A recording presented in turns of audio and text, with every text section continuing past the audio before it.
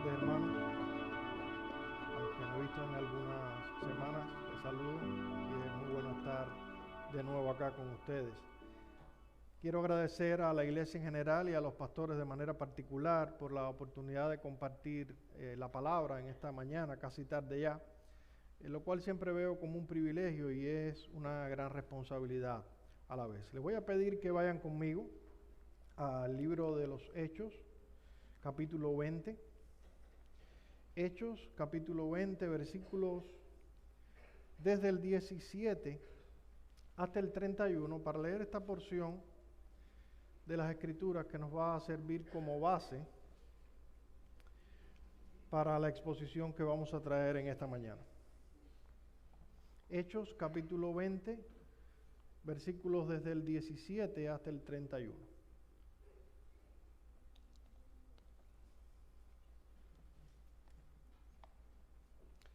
Dice así esta porción de las Escrituras. Enviando pues desde Mileto a Éfeso, hizo llamar a los ancianos de la iglesia.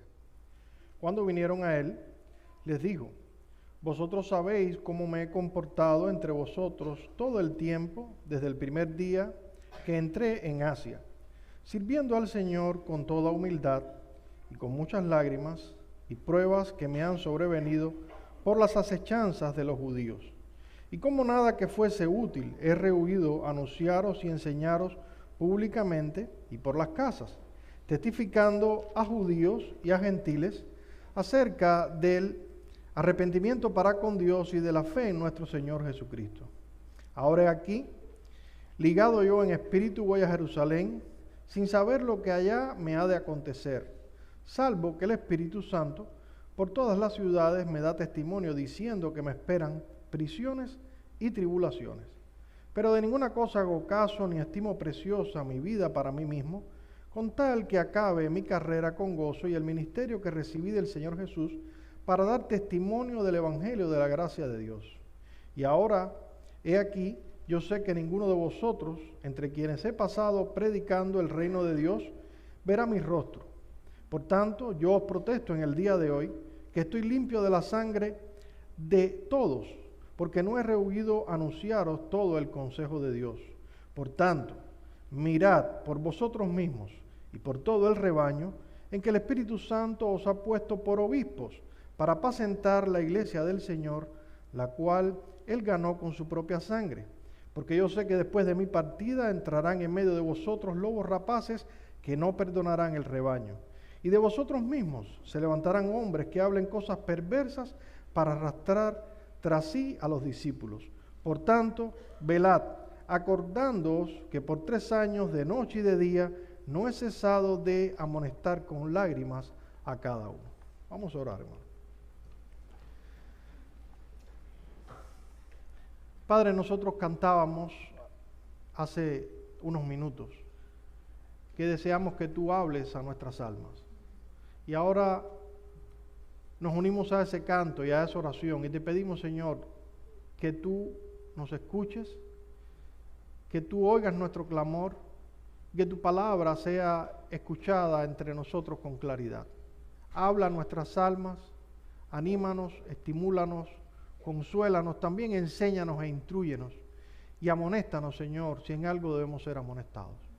Pedimos esto en el nombre de tu Hijo Jesucristo. Amén. Mientras revisaba algunos materiales en estos días pasados para el tema que nos planteamos exponer hoy, me encontré con la historia de un individuo que decidió llevar a cabo un experimento un poco sui generis. Esta persona, de la que no cuento con mucha información, decidió pasarse alrededor de 1 año visitando una iglesia diferente cada domingo para hacer una comparación entre ellas. No tengo todos los detalles de la historia, así que no sé exactamente lo que había en la mente de esta persona, pero aprovecho para aclarar que yo no animaría a nadie a hacer algo así, solamente estoy limitándome a narrar los hechos tal y como los leí. El punto es que por más de 50 semanas esta persona estuvo cada domingo en una iglesia diferente para ver qué es lo que encontraba en estas iglesias. Para su sorpresa, algo que sobresalió en su experimento fue el hecho de que en todos los domingos que estuvo visitando una iglesia diferente cada semana, nadie le dirigió la palabra en ninguna de las congregaciones donde él estuvo.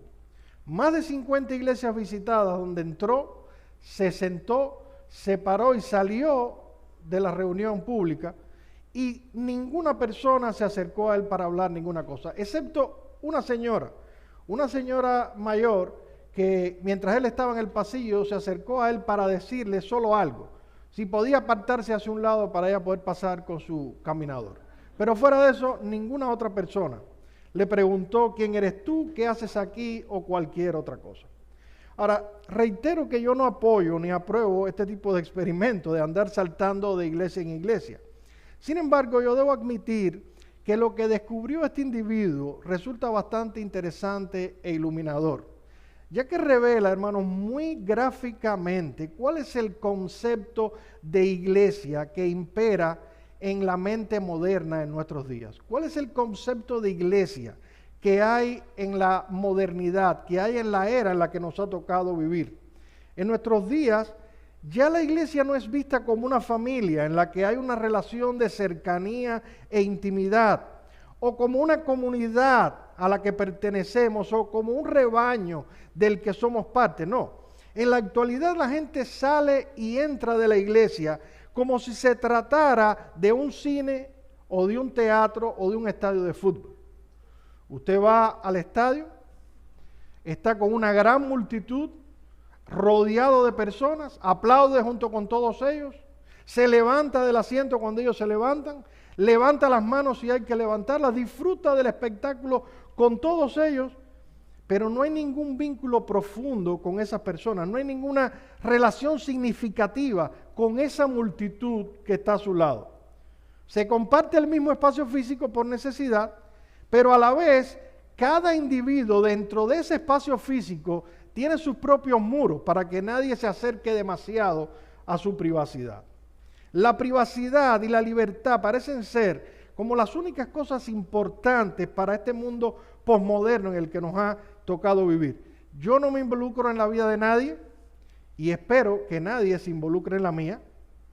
Vivimos en un mismo mundo, estamos en un mismo contexto, compartimos un mismo espacio, pero hasta ahí yo no quiero que nadie traspase los límites de mi privacidad. De paso, y como una de las muchas consecuencias de esta nueva perspectiva de la vida cristiana, esta visión del cristianismo ha reducido y restringido el trabajo de los pastores simplemente a la enseñanza pública semanal.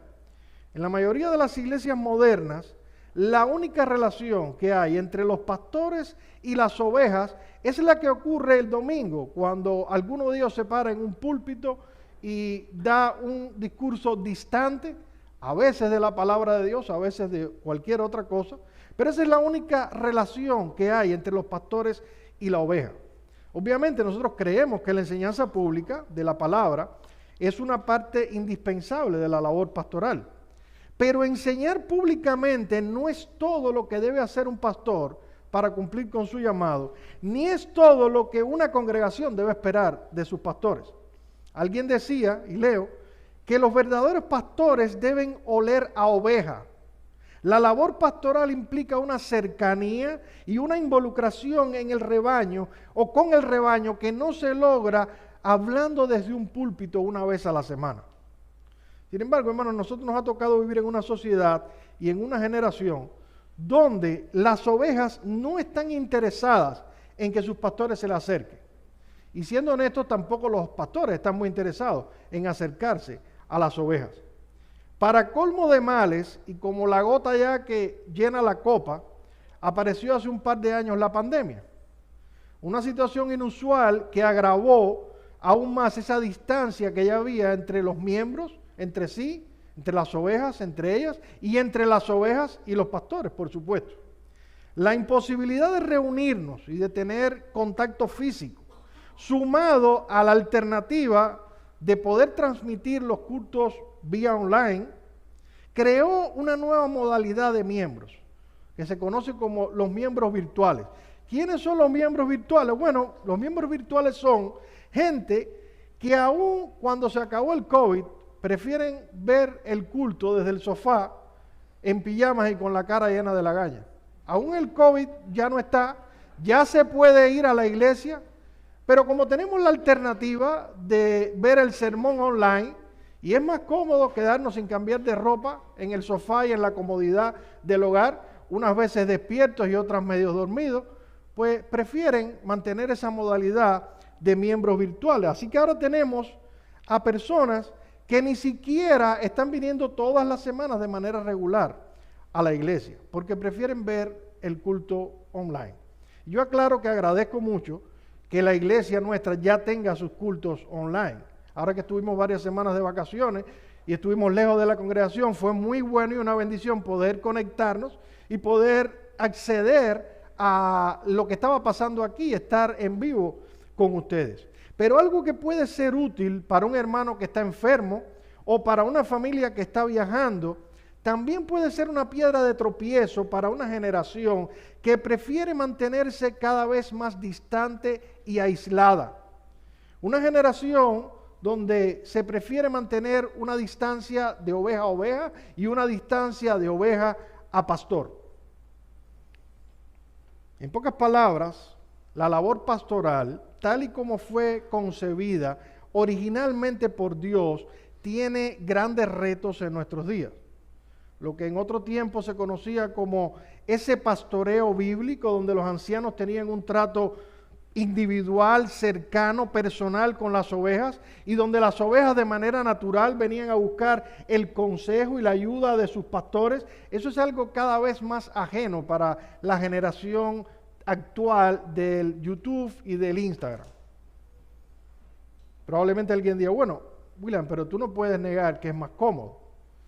¿Para qué me hace falta moverme, ir a la casa de un pastor o que un pastor venga a mi casa si yo me pongo en YouTube o me pongo en Sermón Audio y tengo 500 pastores diferentes que pueden hablarme del tema que a mí me parezca mejor?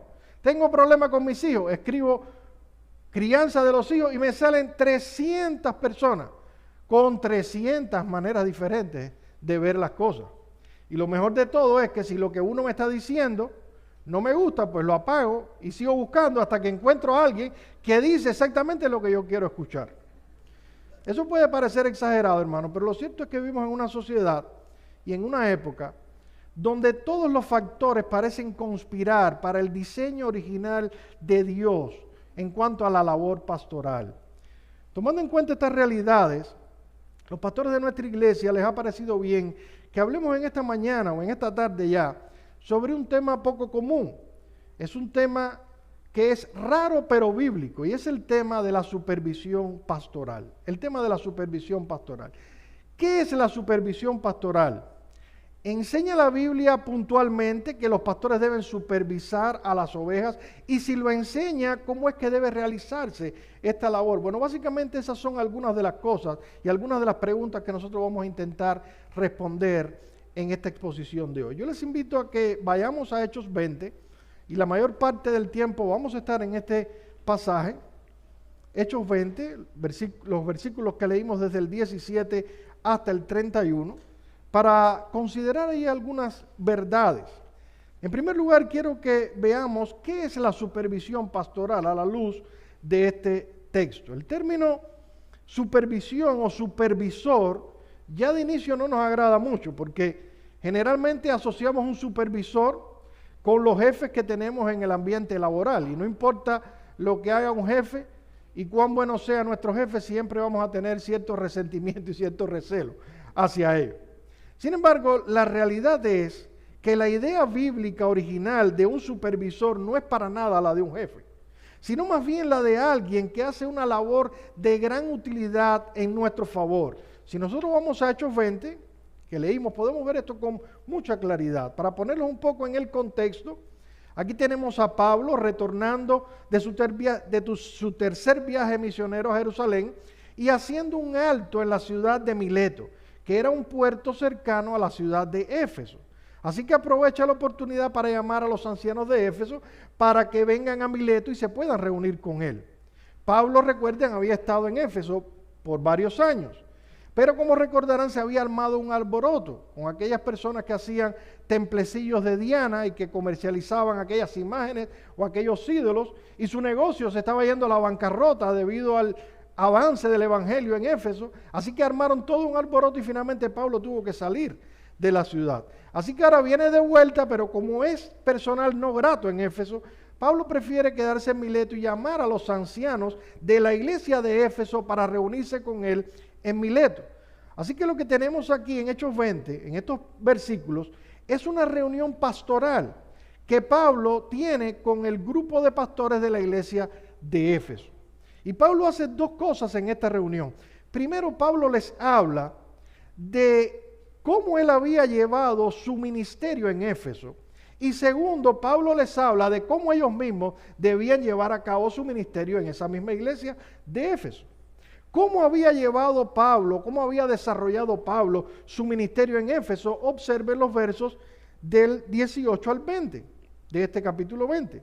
Dice Pablo: cuando vinieron a él, está hablando de los ancianos de Éfeso, les dijo: vosotros sabéis cómo me he comportado entre vosotros todo el tiempo, desde el primer día que entré en Asia, sirviendo al Señor con toda humildad y con muchas lágrimas, y pruebas que me han venido por las acechanzas de los judíos. Y como nada que fuese útil, he rehuido anunciaros y enseñaros públicamente y por las casas.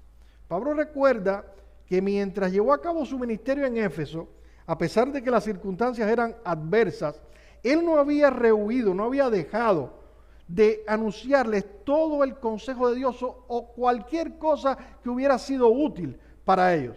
¿Útil en qué sentido? ¿Acaso fue que Pablo les enseñó matemática o les enseñó carpintería o hacer tiendas, que era su oficio? No, no, no.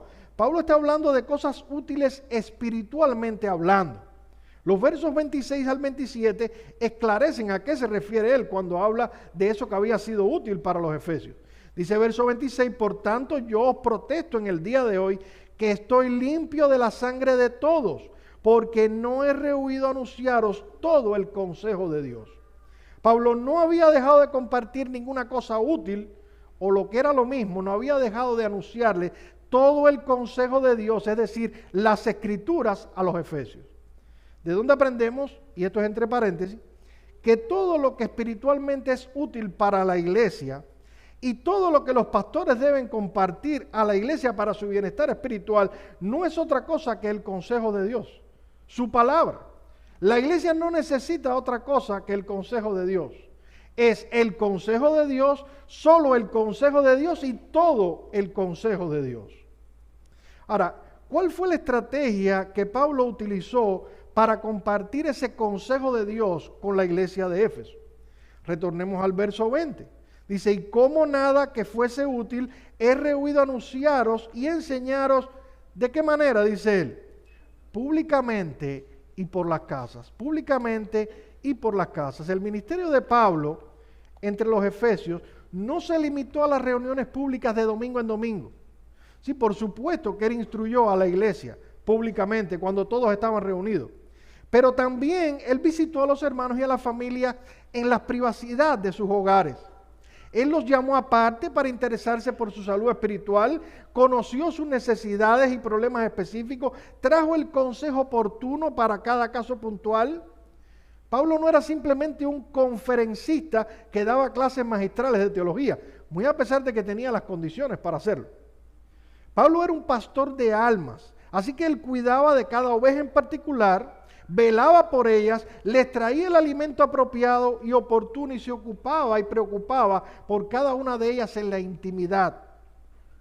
Ahora, esto se parece bastante a lo que nosotros encontramos en Hechos capítulo 5 versículo 46, que hicieron los apóstoles también en la iglesia de Jerusalén. Dice que ellos en Jerusalén todos los días en el templo y por las casas no cesaban de enseñar y de predicar a Jesucristo. La relación de los líderes de la congregación de Jerusalén no se limitaba a un simple encuentro distante el domingo desde el púlpito cuando todos se reunían. No, ellos estaban todos los días involucrados con la grey y en esa involucración enseñaban la palabra de Dios y predicaban el evangelio. Ese no fue o no fue el modelo de la iglesia en Jerusalén, el de la iglesia actual, y tampoco lo fue el de la iglesia en Éfeso.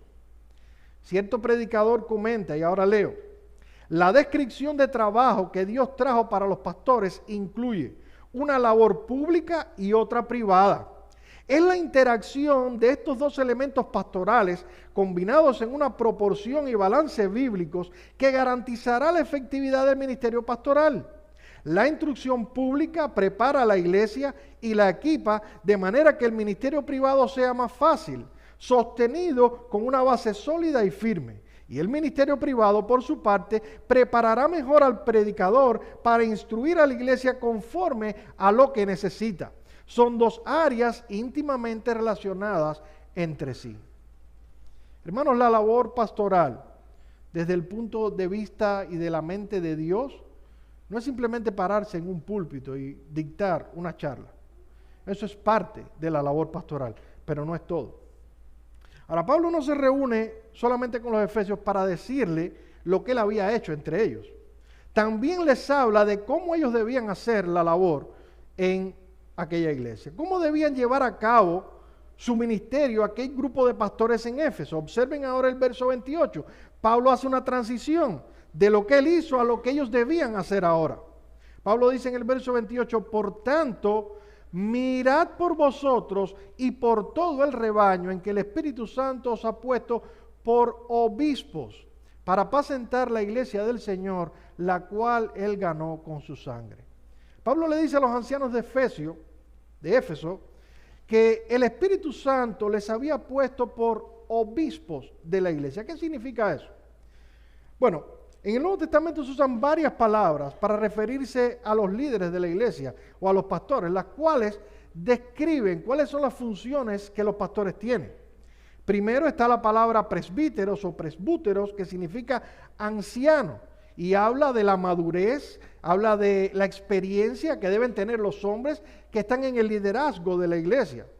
Ahora la vejez no se valora, pero en épocas antiguas las personas, cuanto más adultas eran, más valoradas también resultaban ser. Así que la primera palabra es la palabra ancianos. La segunda palabra que se usa en el Nuevo Testamento es la palabra poimen, que significa pastor, que nos habla de la responsabilidad de alimentar y de proteger al rebaño. Eso es un pastor, alguien que alimenta y protege un rebaño. La tercera palabra que se usa en el Nuevo Testamento es hegeomai, que significa líder o gobernador, de donde viene nuestra palabra hegemonía. Se usa 3 veces en Hebreos capítulo 13, versículos 7, 17 y 24, donde dice: acordaos de vuestros pastores que os hablaron la palabra y obedeced a vuestros pastores. Aunque se traduce ahí la Reina Valera pastores, en realidad la palabra que debe traducirse es líderes o gobernantes. Líderes, así lo traduce la versión de las Américas en el verso 7. Acordaos de vuestros líderes. Es la misma palabra que se usa en Hechos 7:10 para decir que Faraón colocó a José como gobernador de Egipto. Esa es la palabra. Quizás algunos no lo sabían, pero los pastores están llamados a gobernar la iglesia. La iglesia no es una democracia gobernada por el consenso de la mayoría, no. La iglesia es una teocracia, gobernada por Cristo, que es el Rey, y los pastores que gobiernan en representación de Cristo para hacer cumplir su voluntad. No la voluntad de los pastores, sino la voluntad de Cristo como el Rey. Así que parte de la labor pastoral es gobernar. Ahora, en Hechos 28, cuando Pablo se dirige a los líderes de Éfeso, no usa ninguno de estos títulos para ellos. No habla de ellos como pastores, ni como ancianos, ni como gobernantes. Él usa un cuarto término, que es el término episcopos, un término que se traduce al español como obispo. Por tanto, mirad por vosotros y por todo el rebaño en que el Espíritu Santo os ha puesto por obispo, episcopo. Episcopos es un término compuesto por 2 palabras, epi, que significa por encima, y scopeo, que significa mirar u observar. De ahí viene la palabra microscopio, telescopio, periscopio, y todas estas palabras que tienen que ver con la observación o con mirar. Así que un episcopo o un obispo es el que mira u observa desde arriba. es lo mismo que el que sobrevé o el que supervisa. En nuestros días la idea de un supervisor está distorsionada, asociada a la jefatura y a la autoridad. Incluso en la jerarquía católico-romana, un obispo es alguien que está al frente de una diócesis, de un grupo de iglesias, que está delimitado ese grupo de iglesias por el Vaticano, y tiene autoridad sobre un grupo de congregaciones y sus sacerdotes. En el catolicismo, el obispo tiene más autoridad que un sacerdote común. Pero en la época del Nuevo Testamento, y de manera particular en la mente de aquellos hombres que estaban allí reunidos con Pablo, un episcopo o un obispo era simplemente un guardián o un vigilante. Alguien que estaba vigilando desde una posición superior para evitar que los enemigos fueran a llegar por sorpresa. Las ciudades antiguas se construían con torres en cada esquina. Y la función de esas torres era precisamente tener guardianes o atalayas encima para que pudieran ver a lo lejos y mirar si había algún peligro para la ciudad y avisar con el tiempo suficiente para que los ciudadanos pudiesen prepararse para enfrentar ese peligro. Eso básicamente era un atalaya o un obispo o un sobrevedor o un supervisor. Y en el caso de la ciudad de Éfeso, había sido construida precisamente entre dos montañas y había sido construida así con la idea original de poder tener posiciones de altura a ambos lados para poder anticipar cualquier ataque y para poder atacar desde la altura a los enemigos. Así que nosotros podemos, sin temor a equivocarnos, entender que cuando Pablo le está diciendo a los ancianos de Éfeso, ustedes son los episcopos de esta iglesia, ellos estaban entendiendo perfectamente a qué se refería Pablo con esa imagen. Ellos estaban entendiendo que eran los atalayas de aquel grupo de personas, que eran los responsables de vigilar aquellas almas, responsables de saber los peligros a los que estaban expuestos, conocer sus debilidades, investigar de antemano por dónde vendría el enemigo y eran responsables también de alertarles cuando ese enemigo estuviese cerca. Ahora, desde esta perspectiva, hermanos, la tarea de la supervisión pastoral no debería ser vista como algo molesto o incómodo o como un estorbo para la congregación o para ningún miembro. No deberíamos mirar con reservas esta labor pastoral de supervisor, sino más bien deberíamos verlo con gratitud, porque Dios nos ha dado hombres cuya labor es mantenerse vigilando para poder ver anticipadamente cualquier peligro que haya en nuestras almas. Imagínense un atalaya de una ciudad tocando la trompeta desde la torre porque ve venir a un enemigo y sale un ciudadano molesto diciendo, callen ese hombre que no me deja dormir la siesta. Sería absurdo. Sería tan absurdo como que usted se enojara porque la alarma de fuego de su casa está sonando y no le deja ver el televisor. No, si la alarma está sonando es para su bien, es para que usted sepa que hay un peligro real. Y usted debería agradecer eso.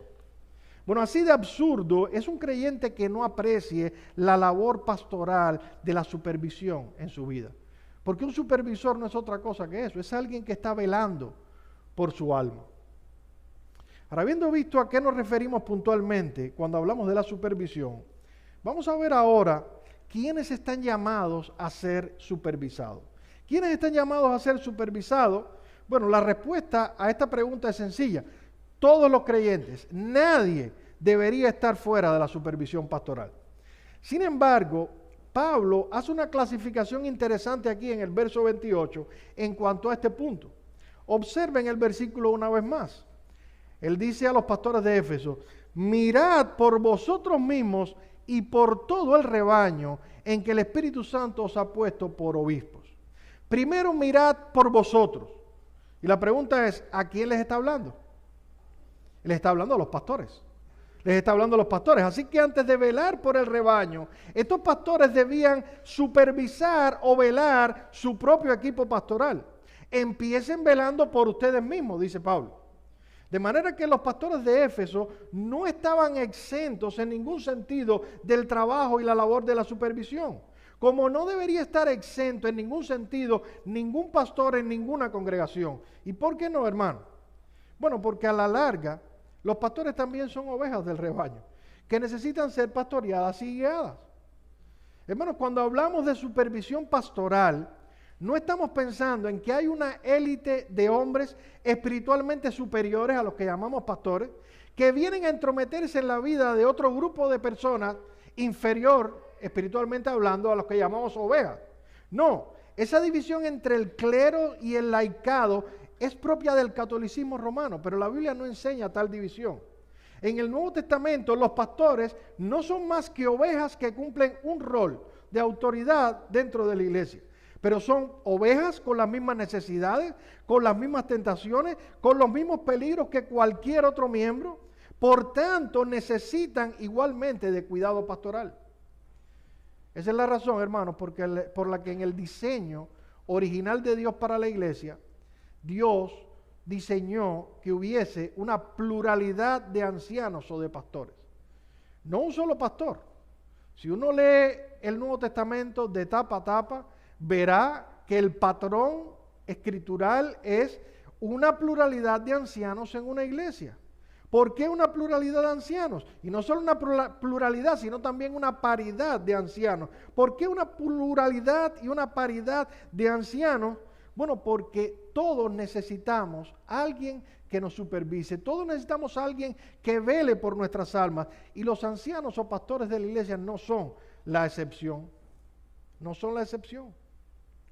Los pastores necesitan supervisión, necesitan consejo, necesitan aliento, también podrían necesitar incluso en un momento determinado amonestación.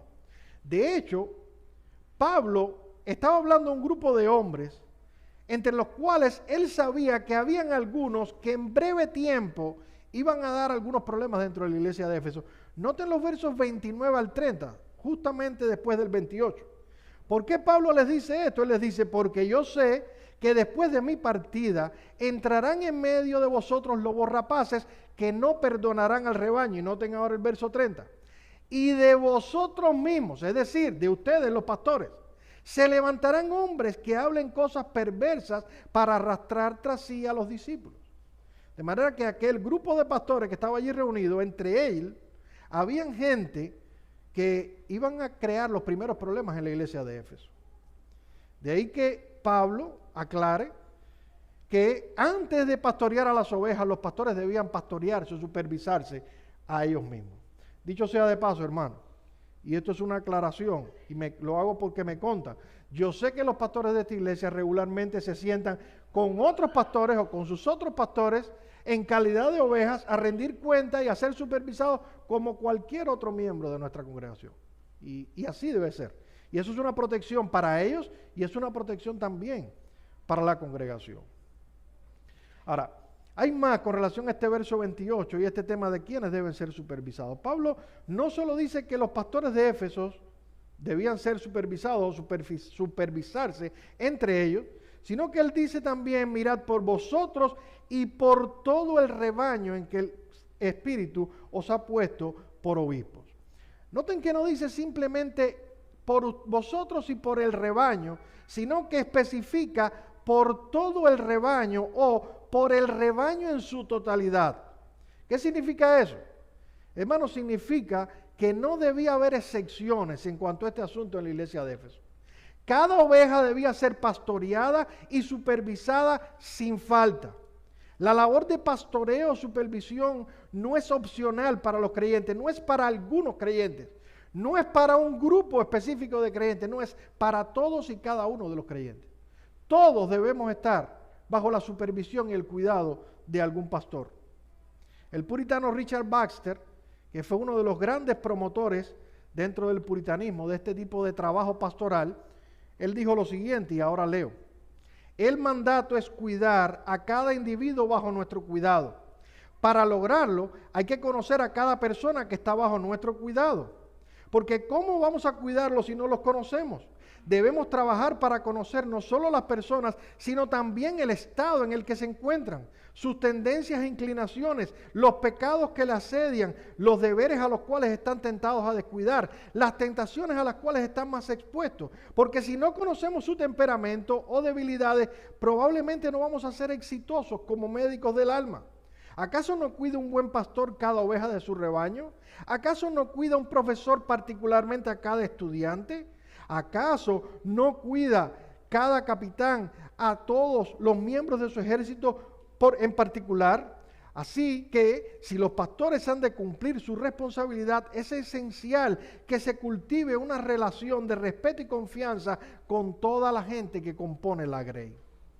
Y déjenme decirle, hermano, que este hombre no solo enseñaba estas cosas y las escribía, sino que él vivía de manera muy puntual estas cosas como pastor. Se narra que Richard Baxter pastoreaba una iglesia que reunía unas 800 familias. Y como él quería saber el progreso espiritual de cada uno de sus miembros, al menos una vez al año, él y su otro pastor invitaban a su casa 15 o 16 familias cada semana. Cada familia venía sola y se quedaba por 1 hora aproximadamente. Además de investigar el estado espiritual de su alma, se le pedía que recitaran el catecismo de memoria. Se les ayudaba a comprenderlo si no lo entendían. Y se les preguntaba sobre su experiencia personal aplicando esas verdades del catecismo a su vida. Según describe J.I. Parker, cuando Baxter llegó a ese pequeño poblado a ministrar, el lugar era conocido por su ignorancia y profanidad. Cuando se fue, dice él, una persona que pasara por las calles un domingo, después del culto público, podía oír a centenares de familias que estaban ocupadas cantando salmos, leyendo las escrituras o discutiendo las notas del sermón que habían escuchado. Baxter no fue entre los más eruditos del puritanismo de su época, pero sí fue uno de los hombres más influyentes debido a su perspectiva del ministerio. Baxter sostenía que la enseñanza era la tarea principal del ministro. También creía que los miembros debían acudir regularmente al pastor y que además los ministros debían catequizar, es decir, enseñar a través de preguntas y respuestas a sus miembros en privado. Fin de la cita. Con esto no quiero decir que la semana que viene los pastores le van a invitar a su casa que usted recite la confesión de fe. Esa no es la idea. Pero sí queremos enfatizar, hermanos, el hecho de que en la teología ministerial de nuestra iglesia los pastores se ocuparán de su alma. De hecho, si usted es miembro de la iglesia o está en el proceso para la membresía, en algún momento habrá leído los artículos de orden. Y si lee los artículos de orden, específicamente en la sección que tiene que ver con la conducta requerida de los miembros de la iglesia, en el último párrafo dice: se espera que todo el que pasa a ser miembro de la iglesia reconozca y se someta a sus autoridades, así como que también acepte el ejercicio de la supervisión pastoral en su vida. En otras palabras, hermanos, esta iglesia espera que todos los que pasen a formar parte de su membresía estén comprometidos con esta práctica neotestamentaria de la supervisión pastoral.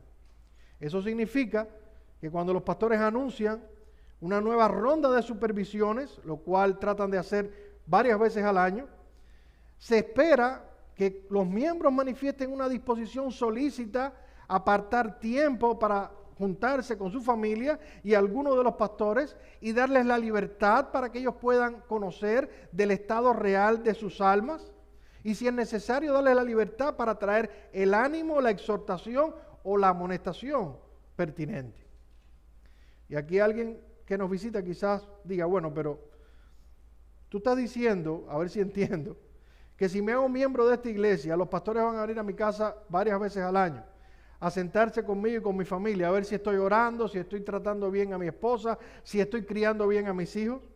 Eso es lo que estás diciendo. Y si es así, ¿con qué autoridad los pastores harían eso? Bueno, esa es una buena pregunta y también Pablo la responde en este texto. Y es precisamente lo último que vamos a ver en nuestra exposición. Vamos a ver, ya vimos qué es la supervisión, ya vimos quiénes deben ser supervisados. Veamos la fuente de autoridad de esta práctica bíblica. Veamos la fuente de autoridad de esta práctica bíblica. Debo decir, hermanos, que hay una tendencia casi generalizada en nuestros días por parte de las iglesias a resistirse a este tema de la supervisión pastoral. El punto es que algunos cuestionan si al hacer esta labor los pastores no están quebrantando la libertad individual. Vivimos en días donde la libertad es casi que un ídolo Y algunos dicen, bueno, ¿no se estará violentando mi libertad individual si un pastor viene a mi casa a saber cómo estoy, a preguntarme si estoy orando, si estoy leyendo la Biblia? En la mente de algunos esta práctica podría socavar esta libertad que es tan importante hoy en día. Sin embargo, al parecer Pablo no tenía estos prejuicios, porque como ya vimos, él ordenó a los ancianos de Éfeso a velar por las almas de todo el rebaño sin excepción, de la misma manera que él ya lo había hecho unos años antes. Pero aun cuando Pablo no tenía estos prejuicios, él se asegura de no dejar cabos sueltos, y él deja en claro a los ancianos de Éfeso de dónde provenía su autoridad para hacer tal labor. Noten una vez más el verso 28, que ya hemos leído varias veces. Dice, por tanto, mirad por vosotros mismos y por todo el rebaño, en que el Espíritu Santo os ha puesto por obispos. Según Pablo, este grupo de hombres no eran obispos o supervisores de la grey por decisión propia, sino que eran obispos porque alguien con una autoridad superior así lo había establecido. ¿Quién puso a los ancianos de Éfeso como obispos? Dice Pablo, eso lo hizo el Espíritu Santo. El Espíritu Santo. Es algo que había sido hecho por el mismo Espíritu de Dios. Supervisar la grey, hermanos, no es una tarea que se inventaron los pastores para entrometerse en la vida ajena. Es una labor divinamente establecida y encomendada. De hecho, hermanos, yo les puedo garantizar que si hay una cosa que los pastores no quisieran hacer nunca, es involucrarse en los problemas ajenos. Los pastores tienen bastante con sus problemas para tener que involucrarse y llevar los problemas de otras personas. Si lo hacen es solamente por la convicción de que esta es una tarea que le ha sido impuesta por Dios. Si se acuerdan de la lectura que hicimos anterior, de todo el pasaje en Hechos 20, habrán notado que Pablo dice 2 veces, yo no he rehuido anunciaros todo lo que fuese útil, yo no he rehuido anunciaros el consejo de Dios. ¿Saben qué, hermanos? La tendencia natural de los pastores es rehuir esa responsabilidad. Y eso se ve muy claro en la iglesia moderna. Lo que usted en menos encuentra hoy en día en la iglesia es precisamente pastores que estén dedicados a esta labor de velar y supervisar la grey, en lo privado, en lo íntimo, en lo que nadie se entera. Usted tiene un montón de iglesias famosas por sus predicadores, un montón de iglesias famosas por su adoración, un montón de iglesias famosas por su trabajo misionero. Pero no va a encontrar muchas iglesias famosas porque sus pastores hacen este trabajo en silencio, en privado, con la grey. La verdad es que esa no es una tarea muy atractiva para los ministros y tampoco es una tarea muy agradecida. De hecho, es la labor donde en ocasiones los pastores, amando más, terminan siendo amados menos, como dice Pablo. Una madre puede recibir con mucho agrado un sermón aquí desde el púlpito, donde usted diga que debe criar a sus hijos en la disciplina y amonestación del Señor. Y aplauden, bravo. Pero si usted va a la intimidad de su casa y le tiene que decir a esa misma madre, mira, tus hijos están un poco fuera de control, deberías quizás tratarlos con un poco más de cuidado y disciplina, probablemente su reacción no va a ser la misma. No va a ser la misma. Así que amando más, los pastores muchas veces van a terminar siendo amados menos. Esta es una tarea que solo se hace por la convicción de que Dios la ha impuesto al ministerio pastoral. Ahora, hermanos, permítanme un poquito de su paciencia para asegurarme aquí hoy que todos salgan convencidos de que la supervisión pastoral no es un invento de algunos individuos que quieren meterse en nuestra vida, sino es algo que está evidenciado como la responsabilidad pastoral a lo largo de las Escrituras y no solamente aquí en Hechos 20. Permítanme revisar algunos pasajes a vuelo de pájaro, les prometo que voy a ser breve, pero es necesario que dejemos esto bíblicamente establecido. Quiero que vayan conmigo a 1 de Pedro capítulo 5, versículos 1 al 5. Ya el pastor Ricardo predicó recientemente de este pasaje, así que no voy a abundar mucho en él, pero sí vamos a leerlo y traer un par de comentarios.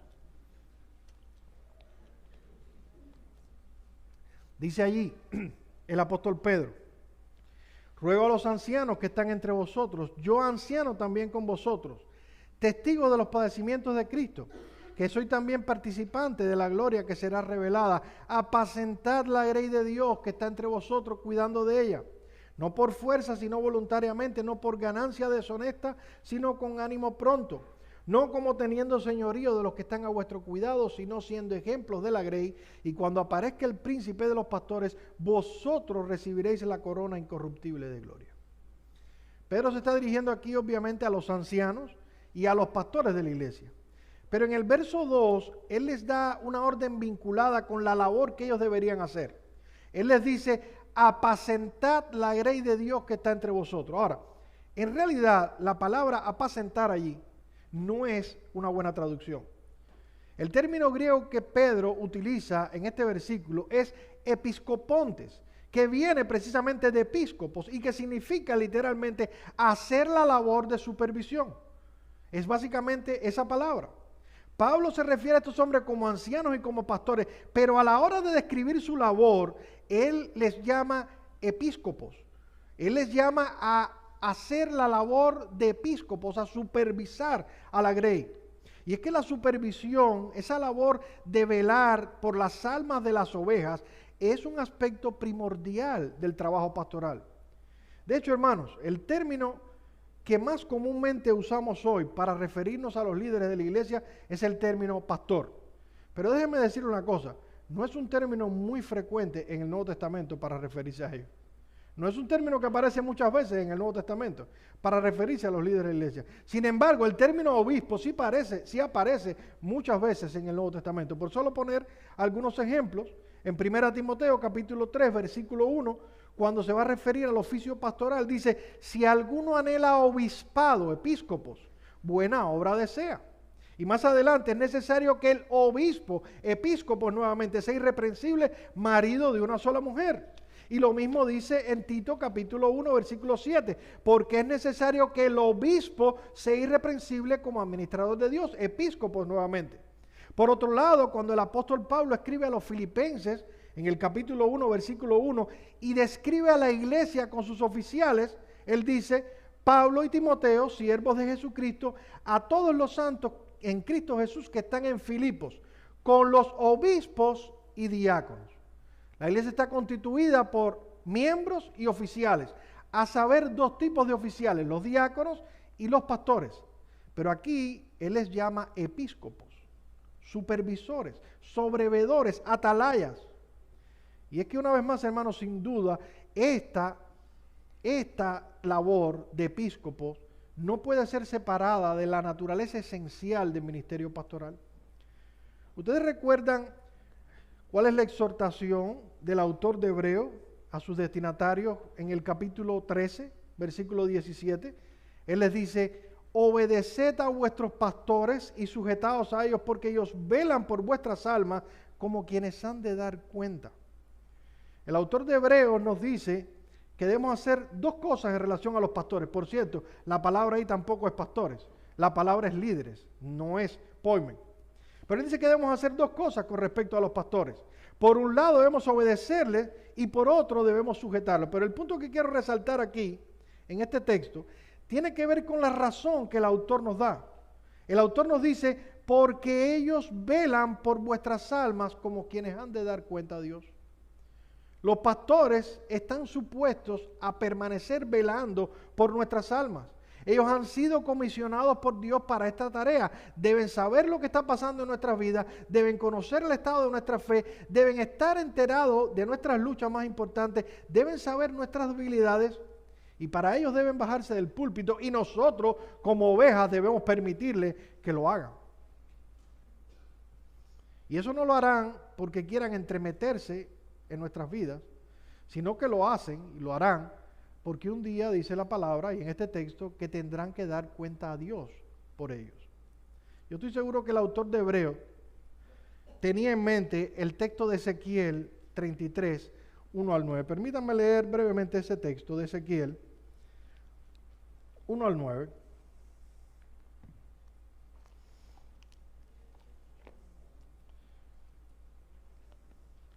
Dice allí, vino mi palabra de Jehová diciendo, hijo de hombre, habla a los hijos de tu pueblo y diles, Cuando trajere yo espada sobre la tierra y el pueblo de la tierra tomare a un hombre de su territorio y lo pusiere por atalaya, y él viere venir la espada sobre la tierra y tocare trompeta y avisar al pueblo, cualquiera que oyere el sonido de la trompeta y no se apercibiere, viniendo la espada lo hiriere, su sangre será sobre su cabeza.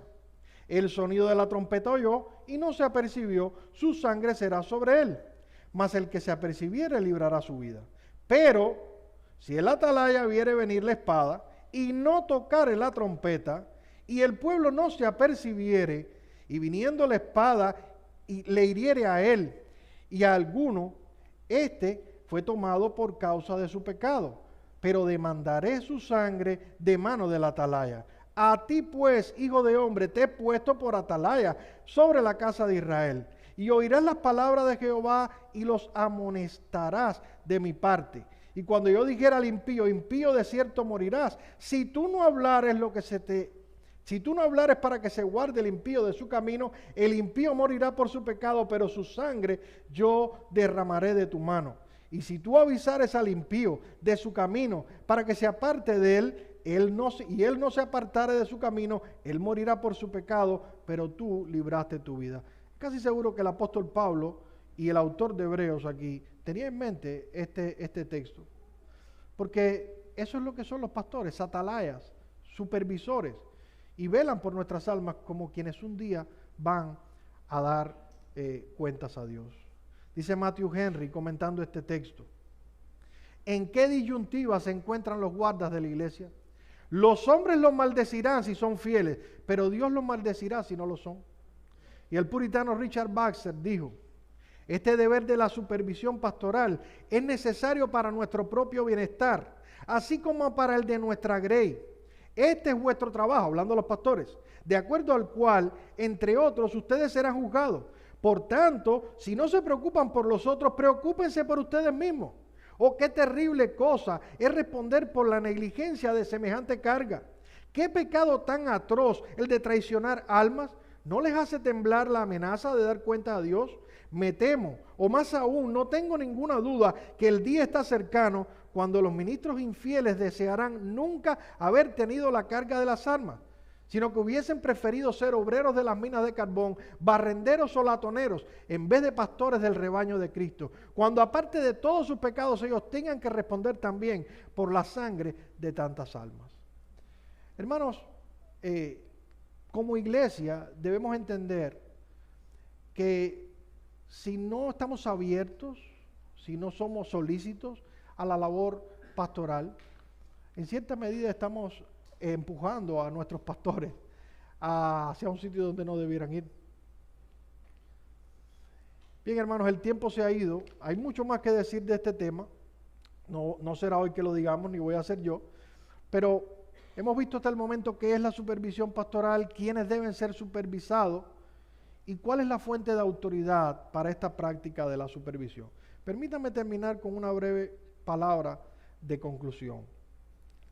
Este tema de la supervisión pastoral, del que hemos hablado hoy, es como un avión que necesita dos alas para volar. Los aviones no pueden volar con una sola ala. Pueden volar hasta con un solo motor, pero no con una sola ala. Necesitan las dos alas para poder planear y mantenerse en el aire. Y la supervisión pastoral también necesita dos alas para funcionar. Por un lado está el ala de la voluntad de los pastores de querer involucrarse y hacer su labor, pero por otro lado está también la voluntad de la congregación de ser solícita y abierta a que los pastores hagan esa obra. Por eso el autor de los Hebreos presenta estas dos caras de la misma moneda al abordar el tema en Hebreos 13:17, un texto que ya leí pero que voy a leer brevemente ahora. Dice ahí: obedeced a vuestros pastores y sujetaos a ellos, porque ellos velan por vuestras almas como quienes han de dar cuenta, para que lo hagan con alegría y no quejándose, porque esto no os es provechoso. Los pastores velan por nuestras almas, pero esa labor ellos pueden hacerla con alegría o pueden hacerla quejándose. ¿Y de qué depende eso? Depende de la actitud de la iglesia.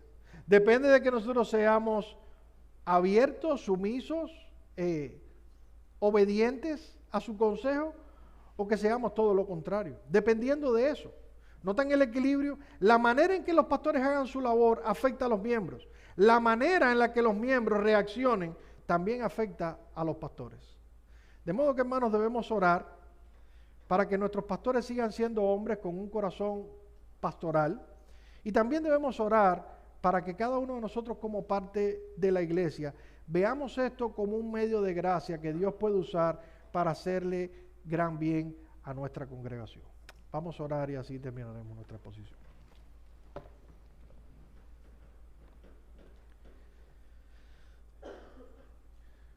Padre, una vez más te damos las gracias por tu palabra. Y te damos las gracias también porque tú eres el ejemplo supremo del buen pastor. Del buen pastor que su vida da por las ovejas.